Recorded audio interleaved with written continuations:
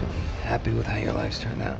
I know this isn't what we had in mind when we were younger, but who gets everything they fantasize about, right? Hey, what do you know about Rekall? Stay away from them. Don't mess with your mind, man. Tell us your fantasy. We'll give you the memory. What is it? What's wrong? It's all a mistake. Nobody. I went to Rekall after work, What? and I killed him. Whatever happened, we're gonna get through it. It's okay.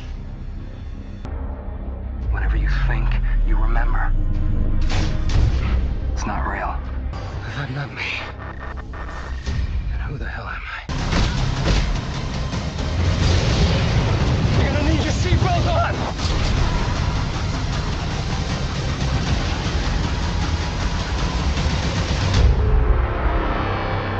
And welcome back to the Film Reel Cast. I hope everyone is well. We have, as promised, the second half, our other review of Total Recall. And obviously, I can't do that without my usual partner in crime, Neil. How are you, mate? Hello, Stu. Yeah, I'm good, mate. I'm all right.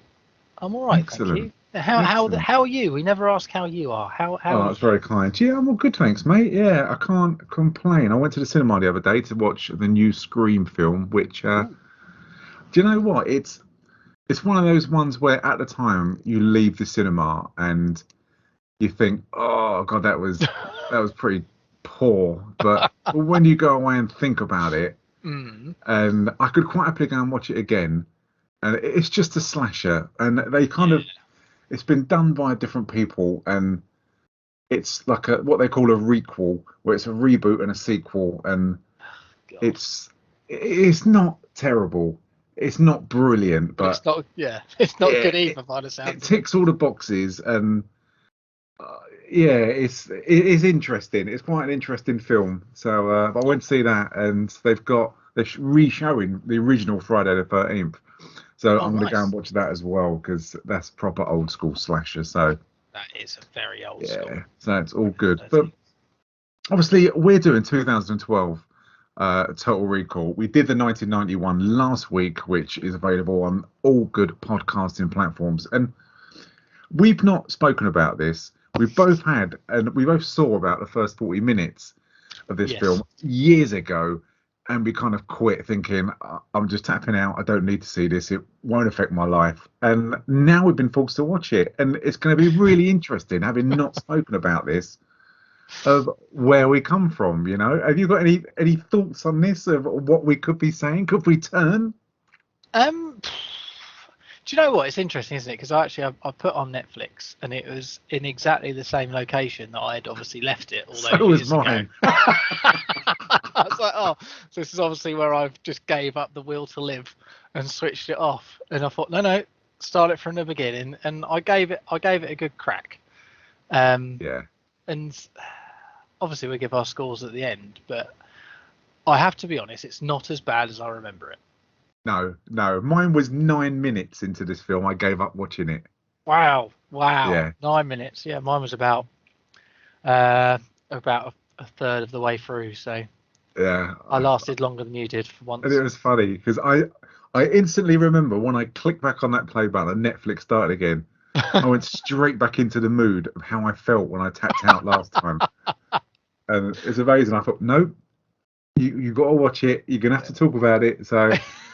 But yeah, and it's, as we said, this was directed by Len Wiseman. And Len Wiseman, interestingly enough, we've just done all of the Die Hard retrospective, the whole franchise, which is available Spotify, Amazon, all good podcasting platforms as usual.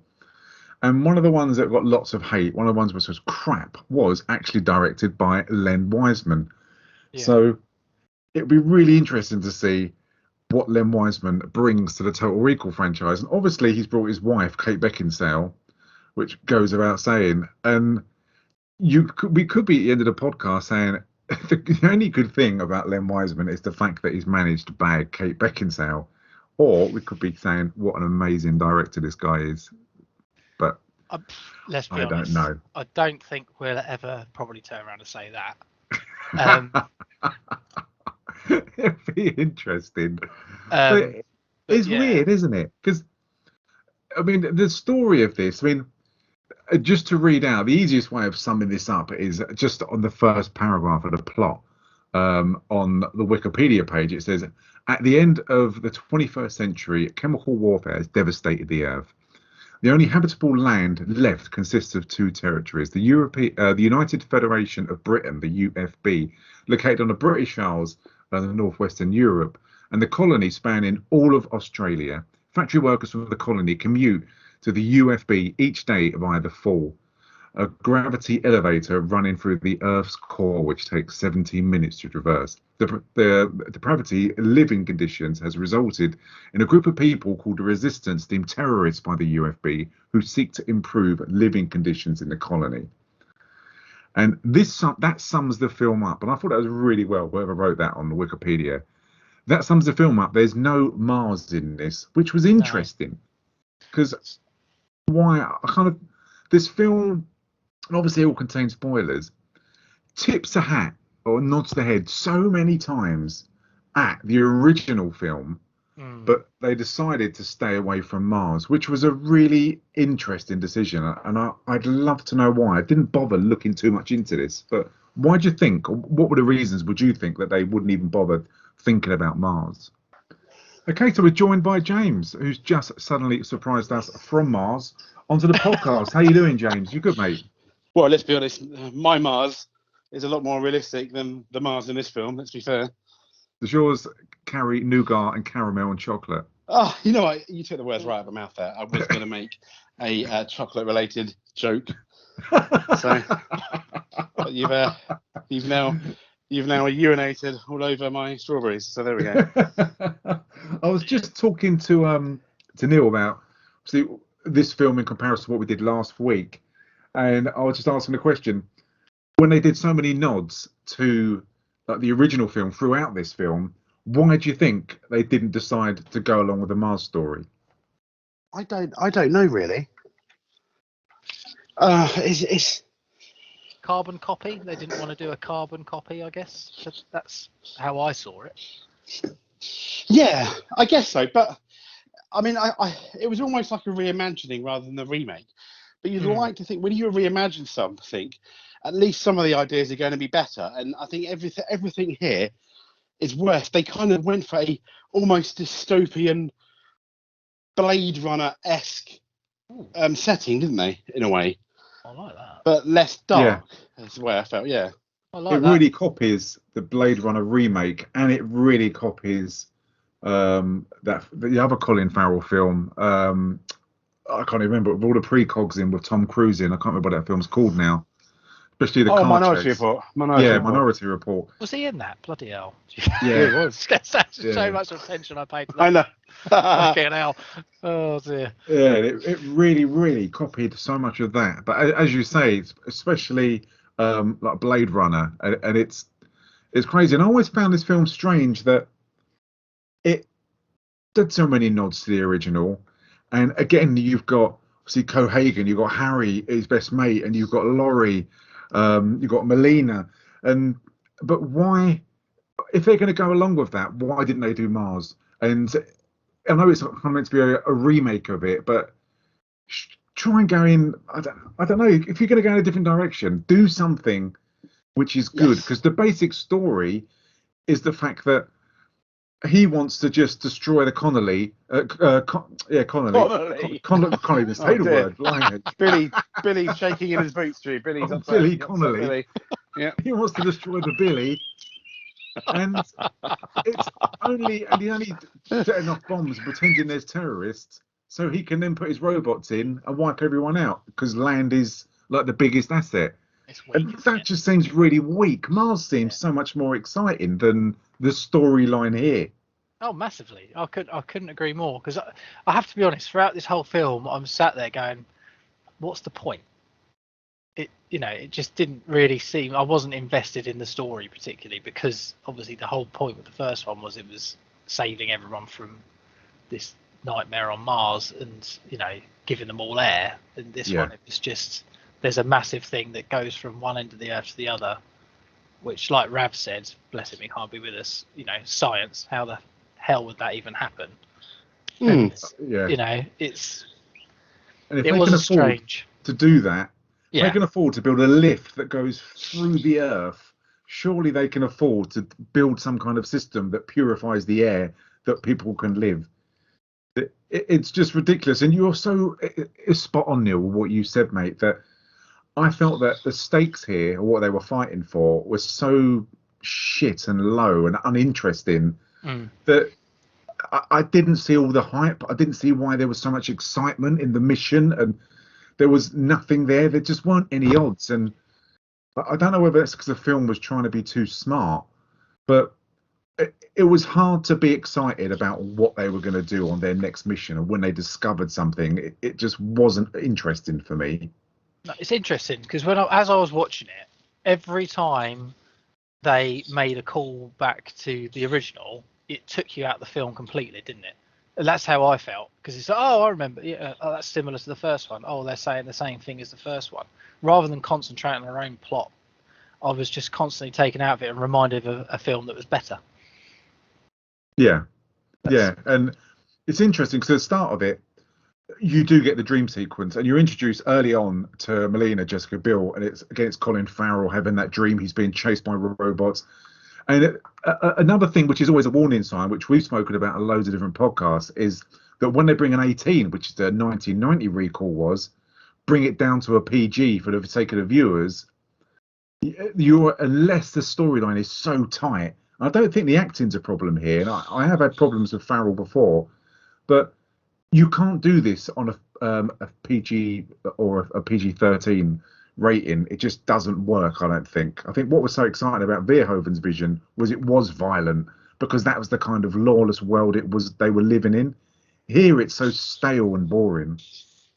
Yeah, I think you're right, Stuart. I think the only thing, I think they missed a trick here. They wanted to make it accessible to more audience and not 18. Rather than focus on the gore, they could have gone almost like full on Inception and made you really question whether he was in the real world or not, and really gone down that route a bit harder to try and make it more interesting. Because yeah, it was it's basically a pound shot version of the 80s Total Recall, but there's not really much going for it. And I think the biggest problem, had this film not been called Total Recall, I think we would have given it a very average score, said we probably wouldn't watch it again, but it was okay, and that would have been about it. But because it's a remake of Total Recall, I think it set itself up to fail. When you look at the premise, the characters, they don't really have any chemistry. As Neil puts it, don't really care about the bad guys either, or the main story plot, as you put it. I mean, I didn't really care about anything in the end, even though when they teased that he might be dead, didn't care. Teased he could, right near the end, I just didn't care. I don't know about you guys. No, I completely agree. And it's interesting, the cast in this is a very, very good cast. We spoke about that. Colin Farrell, Douglas Quaid. You got that Bokeem, is it Woodbine, who plays Harry, Cohagen, Bryan Cranston, Kate Beckinsale, Jessica Biel, Bill Nighy, John Cho, and you've got a really, really good cast there. And when I looked at this last week, and a lot of us did, we kind of thought maybe it's not going to be that bad, and maybe I'm kind of thinking it's going to be shit, and it'll come out smelling of roses. But it's just the first 15 minutes, 20 minutes, it's exactly the same. He has that dream, and you've got Kate Beckinsale asks what it's about. Was she in it still? And it's you're going through the motions here, really. And it's when they do these kind of bits, I'm always comparing them to Arnie, and that's the risk they kind of do run. But I've seen this, but I've seen it better, and it's a shame. But and on the extra viewing parts, if you go in like the bonus features, when after she leaves, because you believe that Kate Beckinsale is like a paramedic and they're living in the Connolly. Why can't I say that word? Jesus Christ, that's terrible. Because you're watching it and you're about to see it. This is brilliant. I mean, mate, Neil, the highlight of the film is Stu saying Colony. Oh, shit. Colony. Yeah. But when I try and say, I can't even say the Falcon in Star Wars. What is it?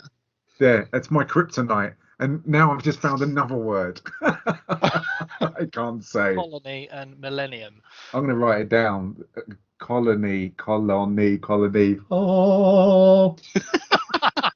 But when he's looking at the news of the terrorists who blow up that train, on the bonus features, it's when they show it's not Douglas Quaid, it's Hauser. They actually show a picture of Hauser, and it's Ethan Hawke, who they actually show as Hauser, Right.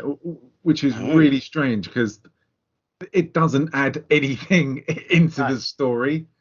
And it's really weird decisions they made. And obviously, there's loads on the cutting room floor, but everything is exactly the same. And I just find it boring, even when they're talking and they're going through the lift back down to was it the UFB, and he's talking to Harry. You know that Harry's bad, and as you said, James, because you've seen one, you know what's going to happen, and it takes the excitement away. You're just waiting for something different or something more interesting that they could have put in the original film, and because it isn't here a lot of the time, it does make it hard watching, I think, sometimes. I have to be honest, apart from, and I know I've just said it, but apart from Kate Beckinsale standing up in those tight pants, her performance is terrible in this film. I don't know what you thought, but my God, she's a shit bad guy. Yeah. Honestly, when she was playing the nice paramedic sort of partner, I was like, oh, this is quite a nice performance. As soon as she turns into the badass like Sharon Stone does in the original, it's just so unbelievable. It really is. And she did that look again, didn't she? The look Sharon Stone did over the shoulder. Yeah. Like, who are you doing that for? No one else is in the room. It's just really, really strange. But even when you got Bryan Cranston talking, Cohagen, and they're trying to make it really political and talking. I mean, it's called what is it? You've got the night. What are the terrorists called now? I can't remember what they're called. Oh, you're testing me now. Which is really bad because I've just watched this film this afternoon as well. Yeah, me too. That's how much I care. Yeah, exactly. That's what I was. How much attention I was paying. Shit. Sorry, listeners. Yeah, they're basically in Australia, aren't they? So there's two parts of the world. There's some of Europe, which is Britain, which is the United British Federation, isn't it? British United. And then there's the other side, isn't there, which is basically Australia. But I can't remember what they're called. Shit. No, it's really, really weird because they're called the Resistance. Yeah. Well, that's original. Okay. Yeah. Obviously, how I didn't think of that, I really don't know. But when they're in the sorry, I can say I think Rebel Alliance was taken. Sorry. All we did is Order 66 at the end of this, and God, yeah, another original idea. Yeah. I mean, there was a few signs when he's reading Ian Fleming's James Bond book on there with regards to spies and stuff like that, of the direction it was going in, and they do make it different. You go through the Earth's core and you lose the they kind of float around like they do when they're in space and stuff like that. But none of this is all padded out. None of this is giving me anything. And when they land in the UFB, that they're just making robots rather than mining like Arnold Schwarzenegger was. But still they go through the same routine. But his mate being lobotomized and he speaks to Harry. The only thing that was different, which I wanted Harry to do, was go, Rekall, Rekall, Rekall. Yeah, I was hoping for that, but it never came. Which would have been really good. And again, they do a massive hint to like foreshadow of when he's teaching that new guy about the hole in his hand, and he gets the heads up for Rekall. And it's just, I'm kind of waiting for something new to happen, and I think that's my biggest problem with this film.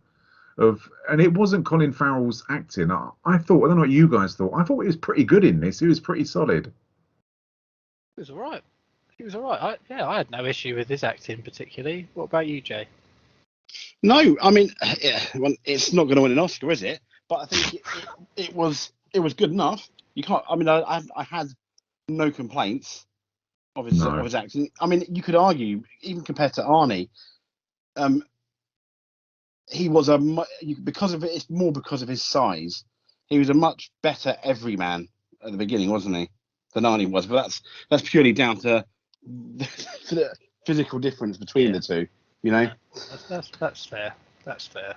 Yeah, but it's and you do get a three-breasted woman in this, and this is something that Wiseman wanted to do. Wiseman wanted to prove, and he said this in interviews, that with modern technology, he could actually do a proper three-breasted woman rather than Verhoeven's one. Why he was so fixated on this, I honestly don't know, and I'm surprised in the PG they actually show it. You know, but to me, that's just nonsense, really, because the whole point of the fact that she had three tits is because they were mutants. Absolutely, hit the nail on the head there, Neil. Yeah, because it set up the bar scene. It made it weird. You would it gave you Star Wars bar vibes, didn't it? Almost with all the weirdos and it kind of like she was kind of like a prostitute, etc. But when she did her death, also because we were introduced to her, her death did mean something, you know, when the people came in. In that, and this one was just for the sake of doing it, and there was no point to it at all, was there? Exactly right. It was just a callback, wasn't it? He just wanted to do it because it had been done before, but it's a shame, really, because there was no reason for it other than the fact that obviously where he went was seedy as hell, and I loved the tattoos and stuff on there. I thought they were really cool, and I think visually this film is actually quite nice, the way it's set out and stuff like that. But yeah, that, you know, if it's that bad that you've got prostitutes walking around that have put a third tit on them to make them more appealing to sell themselves, why would you go to a place that's going to fuck with your mind that's set there?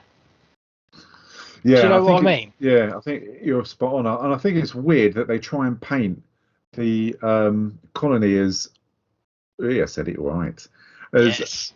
I'm going to say it so I can edit in all the time when I said it wrong. Then you just have me and James laughing like a couple of morons. Yeah, I see. Don't worry, Neil. We'll get the original and call it the Connolly edit. But because the colony doesn't look depraved and poor and like they're kind of starving. People seem to live pretty well, and there's lots of businesses there, and it's not a really bad place. So it's really strange that if people were really kind of diminished of like food or work and technology and stuff like that, and they were living hand to mouth, you can understand like the possibly that there would be terrorists blowing things up and there would be a real difference. But you've got a technology to kind of have recall here, and you've got, as you say, you've got prostitutes, you've got drugs, you've got everything. And it's quite an interesting world that they could have given us more of rather than the glimpse we got. Because when you see the foot chase of Kate Beckinsale later on and Colin Farrell, I like the fact that it was really kind of expansive, as you saw a lot of what was going on. And I enjoyed that. I thought that side of it was really, really good. But we didn't get to see enough, like for me personally, because I found it pretty interesting. Yeah. That's the thing. Like I say, visually, it's a very good-looking film, and when they do those sort of expansive shots of what the city looks like and everything else like that, it is interesting and it's really well done. I sort of sat there going, fair play to them.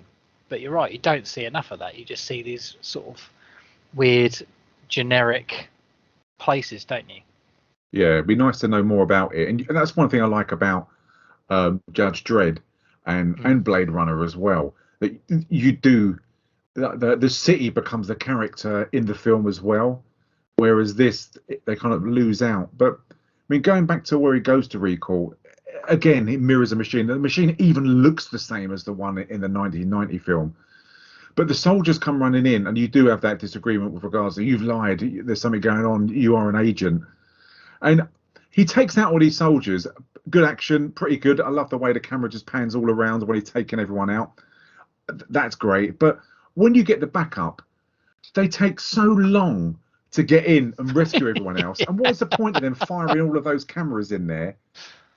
so they can see in it. But what they don't see is him getting all the hand grenades together and blowing everyone up as they walk in. There was no point to this whatsoever, was there? Just made me laugh, the fact that they came through that door and then all of a sudden they couldn't get the door open and they had to blow it up. How does that work? Yeah. Well, we'll just lock it behind us. We'll just lock it behind us and not leave you the way to get back in. Is that all right? Just in case we get shot. Okay, carry on. Yeah. But the people on the outside could see in because they had cameras everywhere, but they couldn't see the fact that he was piling up loads of hand grenades. They're so shit. And again, when he gets back to the house, you've got Kate Beckinsale there, and they go through exactly the same conversation as the first one. And even the fight, a lot of the time, is choreographed exactly the same. And this is where, you're right, Neil, that she's good with the dialogue, but when it comes to the action, it loses it for me. She's weak at doing this. I don't know whether it's a choreography, because she's good in Underworld when it comes to this kind of thing, but in this, it just doesn't work. It doesn't click. I honestly don't know why. What do you think, Jay? I don't know. It doesn't click, does it, with her? I mean, I think Neil put it. She made a really nice girl next door girlfriend at the beginning, and now throughout the whole film,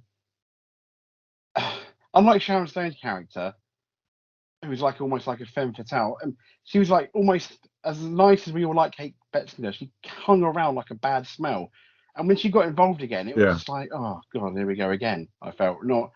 Oh, this is going to get exciting. Like, when you saw an Underworld or anything like that, she played a really good character in that. And I don't know what went wrong. She's not really a bad actress, but I don't know. The action scenes are okay. I mean, I think John Wick 2 copied them, if I'm honest. But I mean, that's someone else entirely. Lord. Do you know what? It's her face. That's what. Is it her face? What gets me, she pulls that same "I'm evil" face whenever she starts talking, but she's got this really posh accent, which and I know in itself that sounds ridiculous, but when you look at her, that when you compare, because obviously she's supposed to be Sharon Stone's character, Sharon Stone plays a badass really well. She has the eyes that they almost look evil in that film. There's some depth to her facial expressions. They've obviously turned around to Kate Baser and said, right, look evil, and she just doesn't. She just looks like she's a little bit miffed. I think she's too, it sounds really weird, but I think she's too attractive for this role. I think she's too I don't know though, because Sharon Stone Yeah. It was really attractive. But all Kate Beckinsale can do is be attractive. That's what I think in this. I think she's, if you give her the Girl Next Door role, that film she's in with Simon Pegg, where she literally is, I think, the Girl Next Door. She's really good in that. She doesn't have to extend herself too much, and she's very natural. She looks very comfortable, and she's great. And it's a great film. The connection, the chemistry is really good, and I love her in that film. In this, she's just constantly pouting, too pretty, and she doesn't get dirty. She doesn't get beaten up. She's not like Sharon Stone, who can. You're right. The facial features, the way it turns, she can only look kind of like sexy and stuff like that. She can't look aggressive and fucking knackered or evil. And I think that's her weakness in this. And put her in Girl Next Door works well. Put her in maybe a period drama works well. Put her in action, it doesn't work well in this. I don't know why, because she can do it in the first Underworld film. The rest are dog shit. They're terrible, terrible films. But she can do it. So I don't know what's missing, to be honest. I don't know what the ingredients is that's missing. It's interesting you say that, isn't it? But yeah, I don't know. It's just, maybe it is the fact that she's just constantly has her hair flowing about, and because she does, doesn't she? When she walks, it's like a fucking shampoo advert. When she's walking, her hair is constantly perfect. And Sharon Stone wasn't like that. When she got in a fight, her hair was all fucked and she was sweating and she was out of breath. And in this, she has a massive foot chase, jumping through buildings and kicking doors in and going through windows. And even when she lands, it reminded me of Black Widow, where she does a perfect landing and poses. And it's all too pretty and perfect. And I don't like that, because it's a dirty world that they're living in. And Colin Farrell's fucked and sweating and greasy hair, but she isn't throughout this at all. And I think that's the problem. I haven't got a problem with her, because I've always liked her. If there's a film and she's in it, I'll go and watch it. But this, I don't know if she's forced in it just because her husband is the director of this, and they just thought, well, we can't argue, you got a part in this, and someone else would have been better, because there's plenty more female actresses around who can do this. And if maybe she did this well, possibly she could have taken over and been in like the MCU films, just full of action. But I mean, she was in plenty of action films with Underworld. But then cast your mind back to before this film. Yeah, for me, when they said they're doing a remake of Total Recall, I was like, okay. When I heard they cast Kate Beckinsale, the Sharon Stone character, before watching that, I thought, oh, okay, I think she might be okay at that. I didn't think until I saw the film that she'd be bad. I don't know about how you would have felt had I told you before you're going into it before you saw it. No, I was excited. Yeah, I was too. I didn't think she'd be as bad as she was. You know. Neil? Maybe it's the director. I feel like we're sort of picking on her a little bit here, but ultimately, who cares? It's 10 years ago. Maybe it's the director. Maybe it's the direction she was given. The fact that she always had to look pristine, and he's basically telling her you have to give this stupid bloody look on your face and stuff. And I don't know, her whole character, I don't know, but I think you're right. The whole she hung around like a bad smell was completely right. It's just, because Sharon Stone wasn't in the original Total Recall as much as Kate Beckinsale is in this. And it's almost like she was given too much of a role for that particular character. Yeah. Potentially. I don't know. No, I know what you mean. But I mean, the film that I liked her was Absolutely Anything. Which is just a silly English comedy, but she's brilliant in that. And you're right, it does sound like we're picking on her, but we're not, because we expected more, because she is a very good actress. Yeah, us guys. Yeah. And it's just why it doesn't work in this is a mystery, because I liked her in Van Helsing. Again, that's just a shitty film, and even I think terrible. Yeah, but she's not bad in that, you know what I mean? She can do stuff. So I mean, you can't. I mean, she was in, what was the other film that was absolutely terrible with Pearl Harbor? I don't think there was anyone that did a good acting job in that film. So the film choices she's chosen maybe aren't right for her. This was just a perfect example that some of them just don't work. I don't know, but there again, anyway, Bryan Cranston's shit in this as well. He is, yeah. There's a lot of bad performances in this film.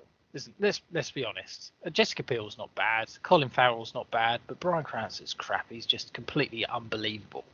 Yeah, as the bad guy. Even Bill Nye doesn't get a good look in, and he's a good actor. He's very, very good. He can do a multitude of things, and he's just, I mean, compared to when they used was it Kuto, wasn't it? Something like that. In the first one, it was such an integral part. Yeah. And in this, Jesus, he's in it so briefly that it just doesn't seem any point. Why would you put someone like Bill Nye's stature in that role? Because you look at the names and think, fuck, it's a great cast, but half of them are just in it just temporarily, and that's it. It's really, really strange. It's, you know what? Thinking about it, and obviously I have to, but you had the original Total Recall, and it was bloody brilliant and stuff.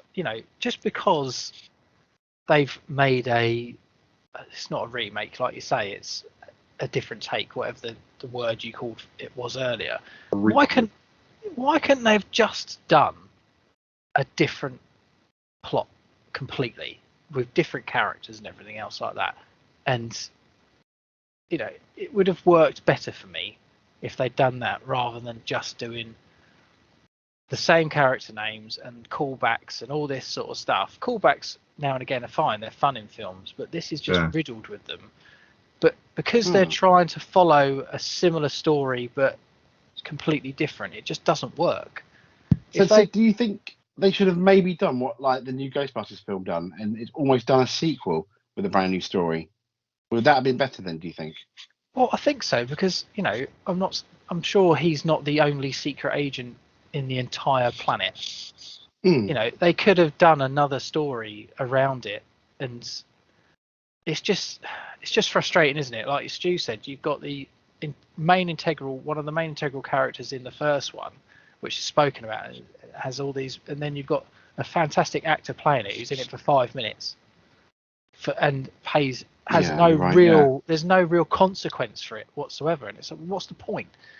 Brian Cohagen, Bryan Cranston, he's got this massive beef against the other side of the world and wants to wipe it out and stuff, but there's no payoff for it, because you're looking at them and comparing them to the old one.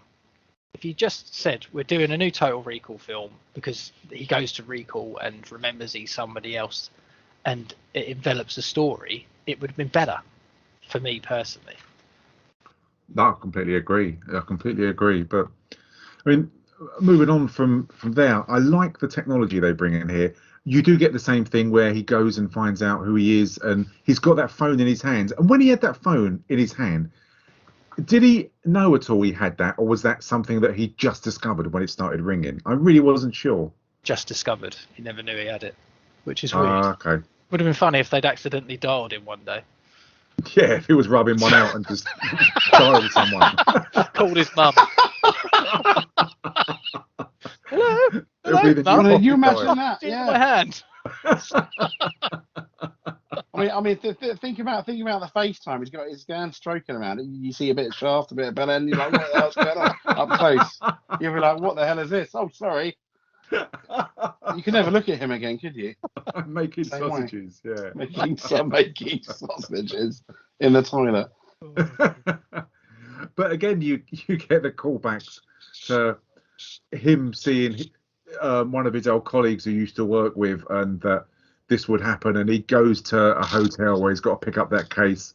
And meanwhile, whilst he's doing that, you've got you've got Kate Beckinsale, you've got Laurie Quaid, who's after him, and she's after him to kill him, and that's despite, and it's interesting because despite the fact that she speaks to Cohagen, who says, we need what's in his mind, we need him to lead us to Matthias, so don't kill him. I don't understand why she instantly says, as soon as she puts the phone down, right, if we see him, kill him. It makes no sense of why she wants to do that. No. And that's one of the many problems this film has. Like as you guys mentioned, behind the doors earlier, they can't get the doors open.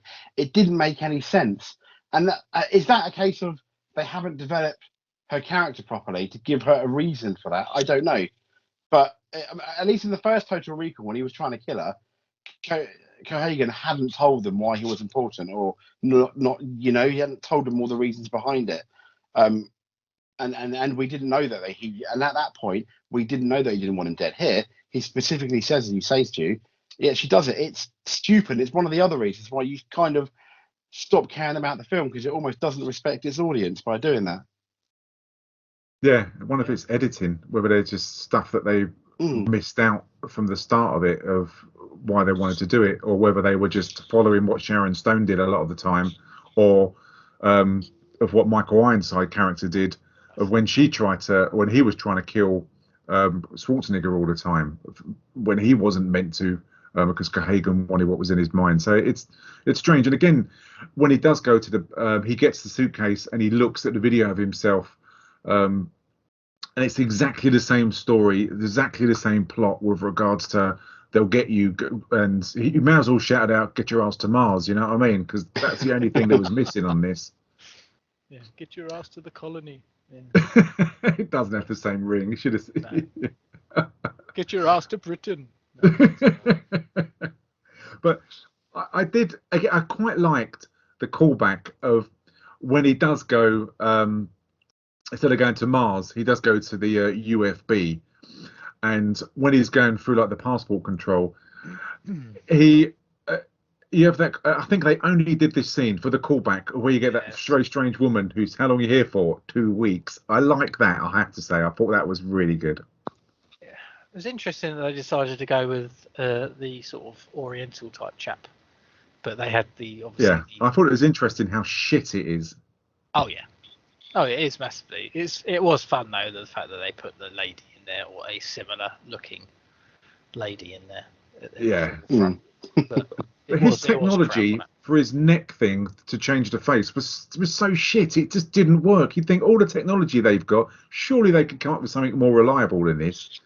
Well, what, and say in a couple of sentences, you know, exactly. Yeah, it's nonsense, isn't it? Really. Yeah, and then it leads to what this film does best: another foot chase. And when he's in the road, the chances of Melina just driving past and stopping to pick him up. I mean, I just thought this is nonsense. Yeah. There is no reason for her to be there. This is where I turned it off the first time. Oh, really? Yeah. This is roughly where it was with the first time. I was like, this is bollocks. And I turned it off. I just couldn't deal with it anymore.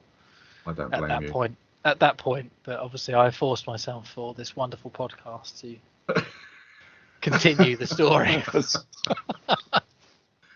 It's just nonsense. And the car chase they have, because obviously he recognises Melina from his dreams, and he's all fine about that. But the car chase they have it just doesn't get going. It's not exciting, and I don't know if it's because they're stuck to these magnetic tracks, or it's just filmed and the cinematography's poor. It's the same reason, I think. I think it's the same reason why, after the first Transformers, the Transformers fights weren't fun in any Michael Bay film. I think there's too much CGI. You know it's CGI. Even though it's very good, you can tell it's not really real. And it just basically looks like a cutscene from a PlayStation 3 game, you know, albeit a very good one. But there's no, I think, and this is the problem, this is the problem with CGI cutscenes not done well, is I think the best scenes are a bit of CGI, a bit of practical effects. I think still be the way to go. And there was no feeling. It felt like you couldn't touch it. I know that sounds a bit weird when you were watching the car chase. I mean, if you remember the one from The Matrix, I know it's slightly different. You know, the second Matrix film. Yeah. That was amazing.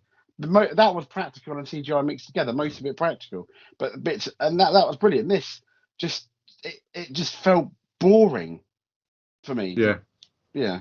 It was. I completely agree. It was really boring. And when they land, they're actually in London, which surprised me. It kind of threw me a bit that when they actually kind of get away from the other police cars, and they do it by kind of losing the magnetic field and just dropping.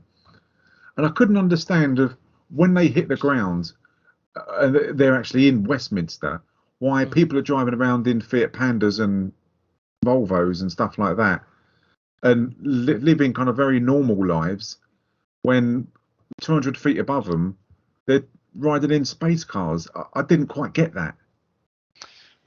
Maybe it's the poorer people live on the ground and the rich people, it's, you know, elitism potentially. I don't know.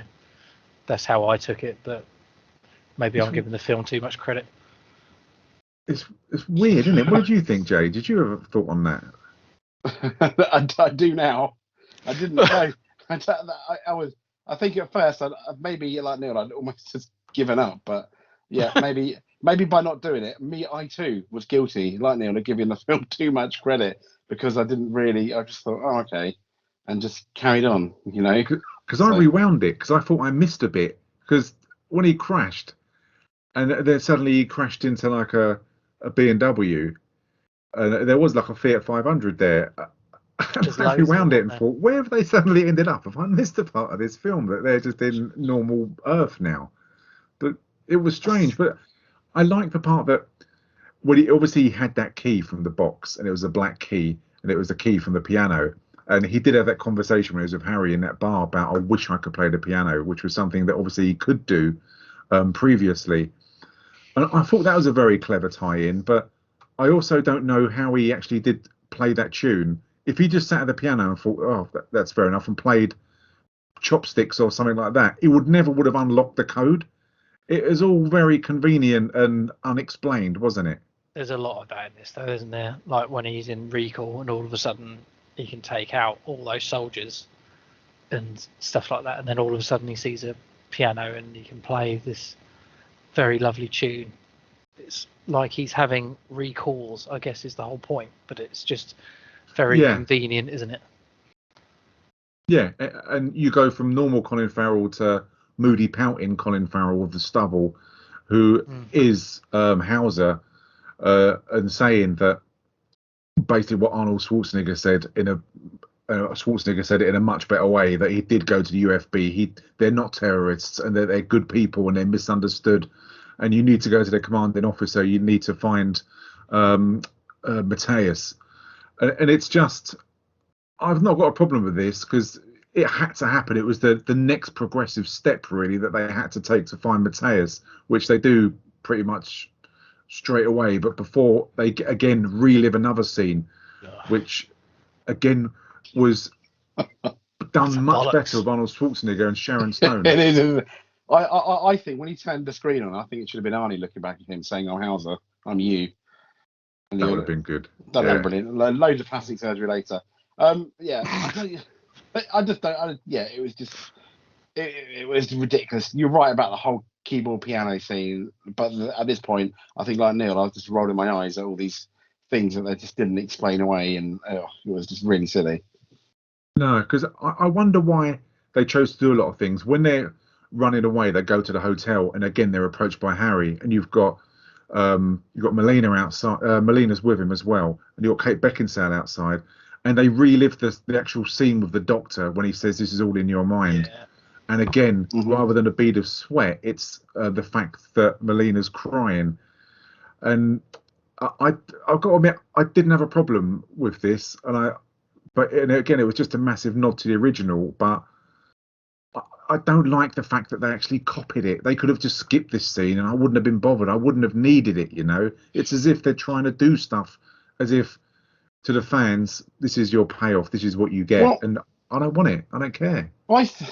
I wanted more of this, funny enough, because the film's called Total Recall. One of the biggest talking points at the last film we're talking about was whether he was having a dream or not, and we discussed it, and I thought that was one of the really enjoying things, one of the really good moments that I took out of the original film. And for this one, I don't think they tried hard enough to go down that line at all. And you're right, this was a copy and paste, and it didn't really feel anything original, but I did feel like I wanted more of, is he really having a dream? Is he not? And that would have, and I wanted that to be a talking point, and it's not at all, is it? Even though the film is called Total Recall. I think you forget that's a question you need to be asking yourself through this film, whereas it's not one through the first film. And even at the end of it, I didn't even think, I wonder if that was a dream or not. Just no, because of the direction it decided to go in. And I think, as Neil said, and you said, mate, that you do tend to switch off because the scenes are progressively copying a lower standard, the original film. And I think you just roll your eyes and just wait for the next one to happen. It's boring. You look at it and you're like, all right, so they're just using Harry instead of the Doctor, who did it a million times better. Because we all said it, didn't we? The Doctor in that one, in the original, was absolutely brilliant. He was so convincing. Even as an audience member, you sat there and go, is he actually having a dream? Yeah. Whereas this, you're like, all right, so instead of Harry being a mob guy and trying to kill you at the beginning of the film, he's now here just trying to tell you you're in a dream state. Yeah, and you have to commit murder to get out of the dream state, which I thought was weird. Absolute nonsense, isn't it? Yeah, okay, kill this person and then you'll be fine. Surely killing someone's going to potentially fuck you up even worse. But okay, that's fine. We'll roll with it. Yeah, it's really weird. And what did you think of the foot chase after this, once they do get away? Is it any different to the rest? It really reminded me of Star Wars. It really did. Did it really? Yeah, because like in like Attack of the Clones and stuff like that, and I can't remember which one it is. I try and block them out of my mind, of when they're in like this massive factory and they're jumping from object to object, clones, isn't it? Yeah, The it second feels so film that- fake, Yeah. and because it's so superimposed in special effects, Yeah. as you said earlier, Jay, you lose any risk, and Yep. it's so false. There's no risk to them whatsoever, and I just didn't enjoy it. I found it so boring and sterile. Well, it's interesting. They managed to do the whole violence but non-violence air quotation by changing everyone to robots, so you didn't give Yeah. a shit if they got blown to pieces.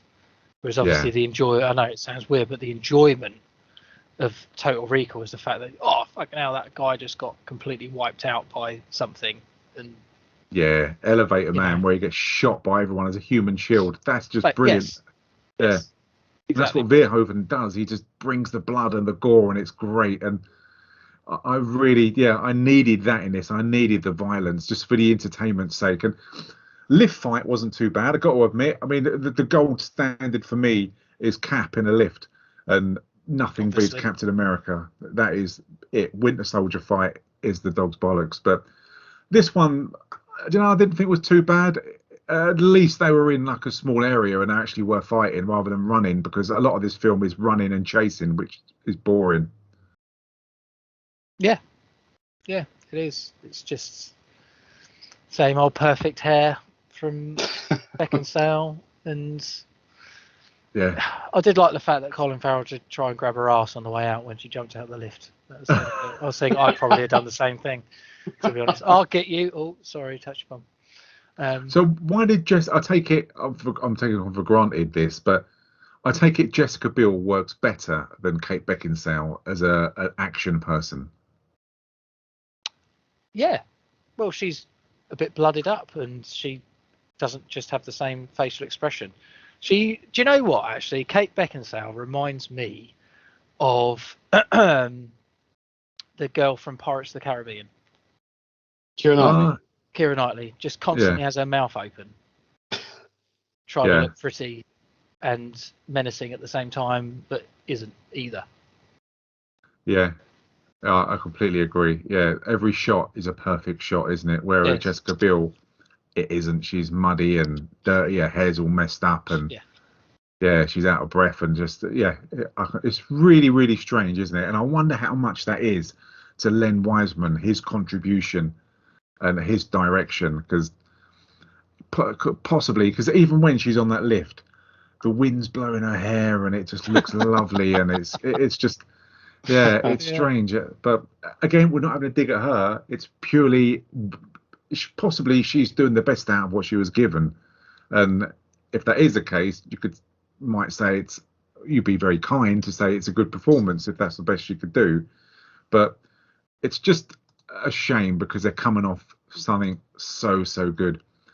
And again, when they eventually meet Bill Nye, when they meet Matthias, it's really short-lived, and they put him on a machine because they're not mutants. They can't read people's minds, and they learn that the fact that he was told, that Colin Farrell was told by himself, his other self, that he knows the kill switch to kill all of these drones who are going to go and attack the colony, that is a complete lie, and it's all made up just so Cohagen can go and kill Matthias.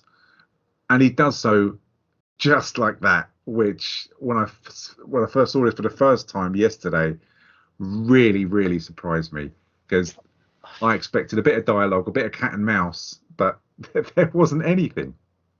But do you know the worst bit about this is why? Yeah. When he is the one that's apparently causing the terrorist attacks on his own people to badmouth this, why? It's never really, unless I've missed something, and please do tell me if I have, but why is it so important to kill this guy? Well, it's weird because in the extended cut and then the bonus features, it's Jessica Biel. There's an extended cut, Stu. Yeah, there is, yeah. And it's Jessica Biel who is the most important character. It's not even Colin Farrell, and it's not Cohagen. It's Bill that he wants, which is why he takes her away.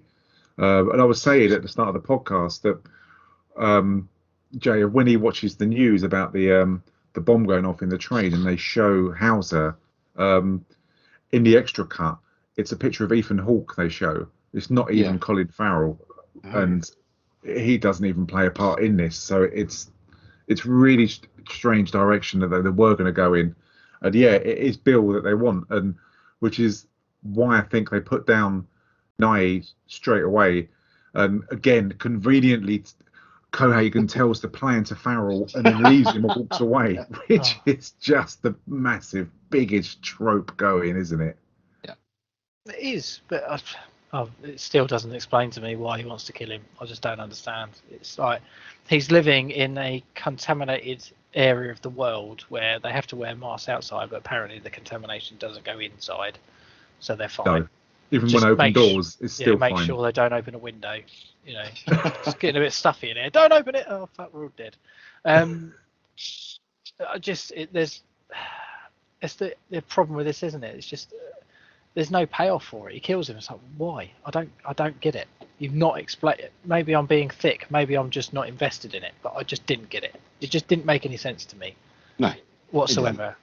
At all. No. It's like, okay, right, you've killed this guy, but you're the one that's doing all this in the first place, and blaming it on him. And your idea is basically just to go and kill everyone anyway. So why didn't you just fucking go and do that and then say that you killed him during the fight? It just doesn't make any sense. No, I completely agree. You're not going to find any argument from me, honestly, mate. It's really, really strange. But when he actually does kill him, he doesn't really give an explanation. He just kills him, and the reaction from everyone, apart from Jessica Biel, is quite a big one. But he then tells Farrell exactly the same, that you did this for us, you're the hero, and everything else. And then he takes him off, and this is when it leads to another chase, which is really irritating, because I'm kind of getting chased out by now. That they go again through the Earth's core, and you get the scene where they go into the colony. You can see all the robots. It's really like Star Wars when they're all lined up. They pretty much may as well have called them stormtroopers at some points in this film, honestly. It's just such a fucking rip-off. But the kind of, not, I won't use excitement, but that is the massive wrong word, of when they're going through the lift to go to the colony, I don't understand, because obviously he goes through the Earth's core and he wants to open the window. When he rescues Jessica Biel, the only way out of getting throughout this lift is to open the window whilst going through the Earth's core. And it just, again, it doesn't make sense. So many things they do in this don't make sense. It's really, really annoying. And we've got to sit and fucking watch it. That's the thing. She even turns around and says, don't open it. And she's like, oh, it'll be fine. So, yeah, no, you're just going through the Earth's core. It's not the one on Mars. It's not made of ice. It's fucking molten rock. For fuck's sake. It's really like that. Poor. Have you seen that meme of Two-Face? From Batman, the second Batman film, when what is it? It's when he pokes outside. No, not seen that. I've not seen that. No. You know the one I mean? Yeah, he's got Two-Face. Yeah. He looked outside the window. It was really hot in August or whatever. Yeah. He should have turned around and looked like that. Maybe, I don't know. That would have been brilliant. Would have been the highlight. Would have been the highlight of the film. Yeah, I don't know. It's just the whole thing. I mean, at this point, I'd given up, and it almost felt. It doesn't often. The last time it felt like work is when I watched Shooter. I know I didn't do the podcast, but it did feel like work at this point. Watching the film, it was not for enjoyment, and the only enjoyment I'm getting out of it is unleashing my frustration now. If that makes any sense. Yeah, I know. It's nice that you think we can talk about this and put it down. I hope everyone's got the same point of view, because he's loaded the lift up with loads of bombs. And the fight scene, it really fucks me off, because Cranston's properly out of shape. And considering he's the big bad... Oh, that annoyed me. Mate. There's no way he's going to kick Colin Farrell's ass. Bearing in mind at the start of the film, there was 8 or 12 soldiers, and he wiped every single one out. That now he's fighting some old geezer, and... he takes a beating from him. I hate this in these films when it happens, and it's just utter nonsense. It's just bollocks, because you know what's going to happen, and even when he tries to stab him and shit like that, it's a no fight, it's a no contest, and thankfully he gets blown up. And again, there's just zero payoff, and it appears like, because you think Kate Beckinsale's dead, but she's even more of like the big bad. than Cohagen is, which is really strange, isn't it? Oh, do you know what?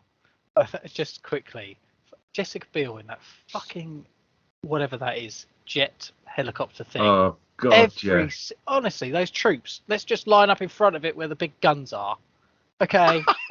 Next wave, they've all been killed. Yeah, we'll do it again. Oh, and then every single time she's gonna save him, all of a sudden you're out of bullets. Yeah. Reloading, and then it's just so contrived, isn't it? It was just like Die Hard, wasn't it? When Bruce Willis just stood there and the soldiers kept running through the door, even though there was a massive pile of bodies, they still kept running through and getting shot. Yeah. The worst thing is, right, they're all shooting it, shooting it with bullets, and the windscreen isn't breaking whatsoever. When it takes a slight tumble later on, it just smashes to smithereens. It's awful, but it's weird though, isn't it? You are right, Stu. Cranston just gets his ass kicked eventually, but yeah, the big baddie is actually Kate Beckinsale. Yeah, and it's strange because it ends with obviously Cohagen died and everything's exploded, and Colin Farrell, is he going to die? Is he not going to die? Of course he isn't. And he ends up in the back of an ambulance, and when he wakes up, you think everything's absolutely fine because he thinks Jessica Biel's in front of him, but it's only when he looks at her hands and he can see that she hasn't got that mark in his hand that he knows something's wrong. And it's not needed, you know what I mean? The film should have ended just like it did in the original one, where they're looking out on Mars, or they should be looking out on the colony and thinking they've saved everyone. It's shit. And I didn't understand the fact that he has a fight with her and kills her, and he's got that gun in his hand, and everyone else is like, no, it's okay, he's on our side. Who else knows him? No one else knows him. No. Why aren't they shooting him? It doesn't make sense. It doesn't. It's like he's like the big hero, isn't it? It's like, it's him, it's the Messiah. He's not the Messiah. He's a very naughty for no boy. reason. Yeah, it's bollocks. And the fact, and it takes the piss out of the fact that he had that thing earlier and he could only take two sentences, and she was wearing the same technology but could have a whole fucking conversation. And it was only when he saw her hand that all of a sudden he's like, oh shit, it's not you. What did he get, the Pound Man version of the Incredible Mask? and that's just how it ends, and I'm left wondering why. And do you think if you had to sit on one side of the fence, one or the other, would you say, you probably don't give a toss to be honest, but is this a dream or is this not a dream? What do you think? It's a nightmare. It's a nightmare. I know. Start to finish. I think you're right. I think if the film if we were to endorse this on the back of the DVD box set, it says this is what happens when you order Total Recall from Wish. I think. Yeah. You're right. It is a nightmare. No, but that's the thing. It wasn't a dream at any point, was it? And at no point. Well, I think either of us, or all three of us, sorry, in any doubt whatsoever. No, and there wasn't even that, like James pointed out, which we didn't realise, it didn't fade to white. It faded to black, as in the end. So there was no even question marks about it, was there? It was obviously just a rip-off of the original, and that's all this film was. It was just a massive rip-off, and they just decided to keep it on Earth. I know, instead of Mars. The frustrating thing is, O'Neill, is, and I think Stu mentioned it as well, it had the talent to probably be a very good film. Yeah. And I think had they gone in a slightly different direction, just maybe had a homage to it, or a carry-on, or a subplot, rather than try and copy it but not very well, they didn't do it. It could have been so much better. Was it laziness? Was it the production company getting involved too much? A bad director? I don't know. But it shouldn't have been this bad with all these good names in. Well, no. I mean, the budget for this film was 125 million, which is just insane. It really, really is. I mean, they say it made just under 200 million, but I just think not a it's shocking. Well, it made that money because it was called Total Recall. Let's be honest. Definitely. People did not. People did not go back and watch it again. It made, it probably would have made a lot of money in the first 2 weeks, first couple of weeks, and then people thought bollocks, I'd imagine. Yeah. Yeah, Yeah, completely agree. Can't argue with that at all. And I mean, it's going to be very, very interesting to see what people pick out as their their really, really good bits in this film, because there are just so many. It's really, really tough going. It really is. But I mean, if I struggle to find some really good bits in this. I like the world they created of the colony. I thought that was very, very good, and I enjoyed seeing that. I wish I would have seen more of that, but I just think they made lots of nods to the original film, and I think that was a massive downfall because it wasn't the original. It made me want the original even more, and look what they could have done and what they missed out on. And the cast, I think, a very talented cast, and they're wasted. I think they really, really well wasted in this. And I don't know if it's Wiseman to blame. I don't know if it's the poor editing. I honestly don't know, but it's a real shame. It really, really is, because I mean, it was a shit year for films. I mean, in 2012, Sweeney came out, and we all know what we thought of that. That is on our podcast floor as well. Oh. So yeah, it's Amazing really film. poor. I'd give this probably 2 out of 5. That's kind. That is a kind score. It's a poor film that I wouldn't recommend. Or I'm glad I've seen it, so I don't have to watch it again. I'm glad I've seen it, so I don't have to watch it again. Brilliant. That's fantastic. Yeah.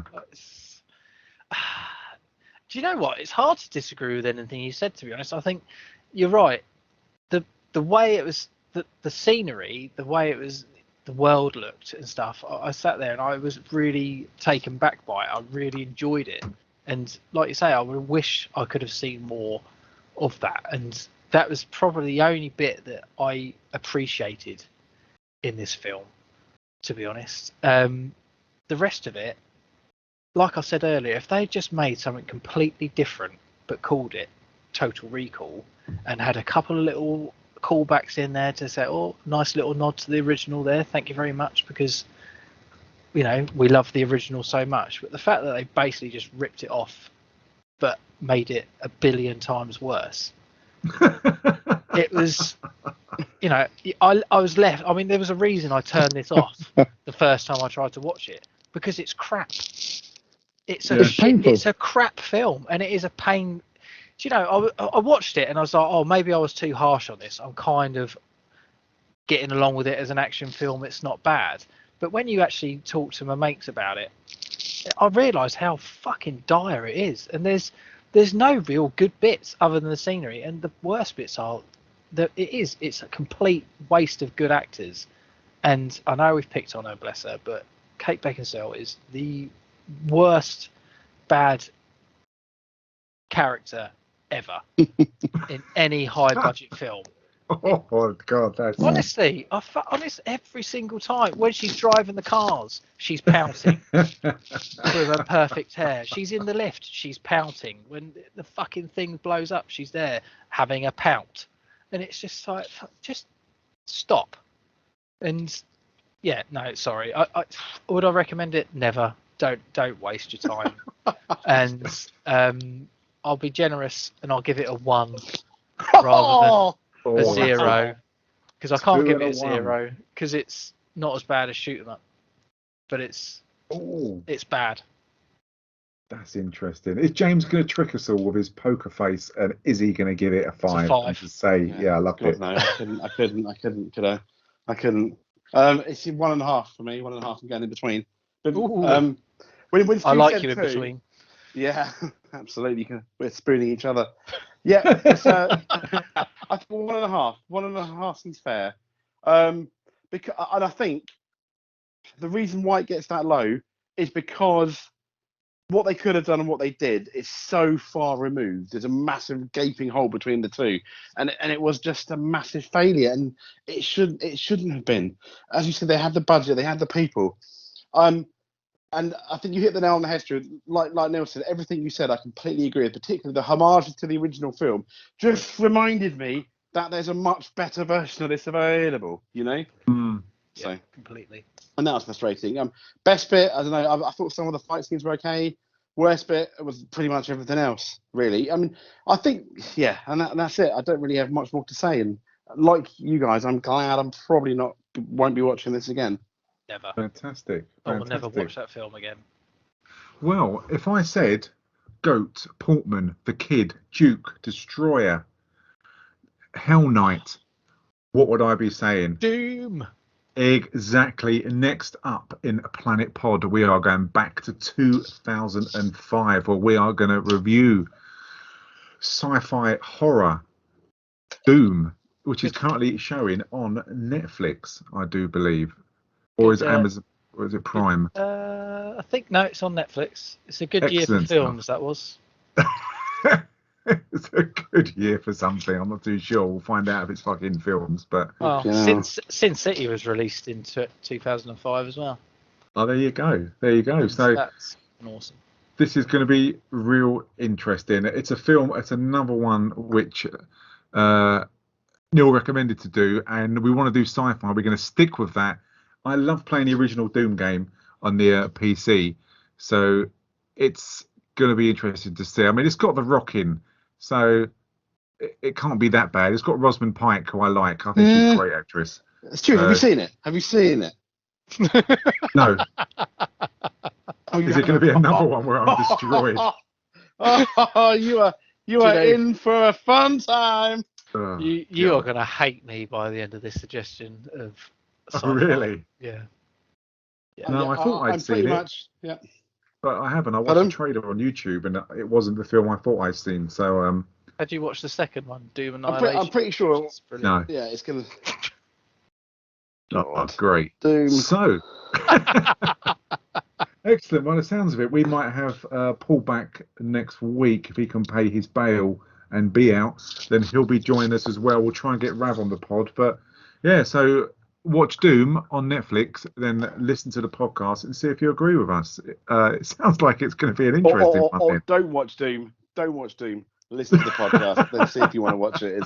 It's probably my advice, guys, rather than the other way around. Watch Doom. Oh, great. Enjoy yourself. Give yourself a night off. Enjoy it. Jesus.